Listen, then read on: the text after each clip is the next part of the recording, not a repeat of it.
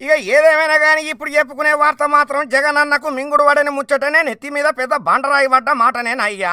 ఏమయ్యా ఏమా కథ గాంతగనం ముచ్చట జగనాల్ సార్కు సంబంధిక చేసిన ముచ్చటనంటే ఈ అడ్డ నాది, నా ఏరియాలకు ఎవడు రాలేడు, ఎన్నో ఏళ్ల సంది అది మా కంచుకోట, దాన్ని ఎవరు టచ్ సుతం చేయలేరని చెప్పి పగలబాలు వాళ్ళకి తొడలు కొట్టి జబ్బలు దర్శి ఛాలెంజ్లు సవాళ్ళు ఇచ్చినటువంటి వైసీపీకి పెద్ద శాఖే ఇచ్చిందయ్యా టీడీపీ పార్టీ. గదేనులా పులివెందులల్లో అయినటువంటి జెడ్పీటీసీ ఉప ఎన్నికలలో తెలుగుదేశం పార్టీ ఘన విజయమే సాధించబట్టింది. ఇక టీడీపీ అభ్యర్థి అయినటువంటి లతారెడ్డి 5,000కు మీదనే ఓట్ల మెజారిటీతోటి గట్టి విజయమే సాధింపు చేసింది. ఇక మొత్తానికి 6,735 ఓట్లు సాధించిన లతారెడ్డి వైసీపీ అభ్యర్థి హేమంత్ రెడ్డిని ఘోరంగా ఓడించింది అయ్యా.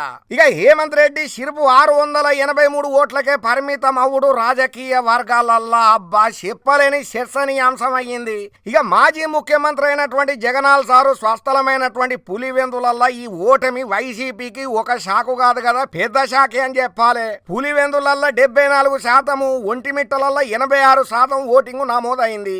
ఇక మంగళవారం అయినటువంటి పోలింగులల్లో అవకతవకల ఆరోపణలల్లో ఎన్నికల కమిషన్ ఆదేశాల మేరకు 14వ పోలింగ్ కేంద్రాలల్లో బుధవారం రీపోలింగ్ అయ్యిందయ్యా.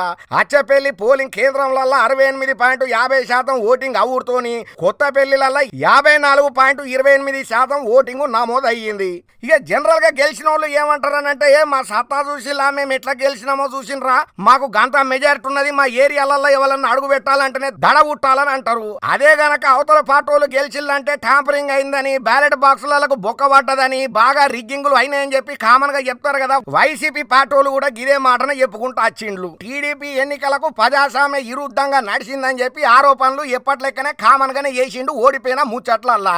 ఇక ఏదేమైనా గానీ జగనాల్ సారు అడ్డల టీడీపీ జెండా ఎగరేసుడుతోని మస్తు హ్యాపీగా ఉన్నదయ్యా టీడీపీ పార్టీ. అందుకనే రాజకీయ మేధావులు తల వండినోళ్ళు ఒక మాట అంటారు, దీపం ఉండంగానే ఇల్లు చక్కగా పెట్టుకోవాలన్నట్టు అధికారం ఉండంగానే అన్ని పనులను చక్కగా పెట్టుకోవాలి, మందికి మంచిగా పనికొచ్చే పనులను చేయాలి, రాష్ట్ర అభివృద్ధికి తోడ్పాటు చేయాలి.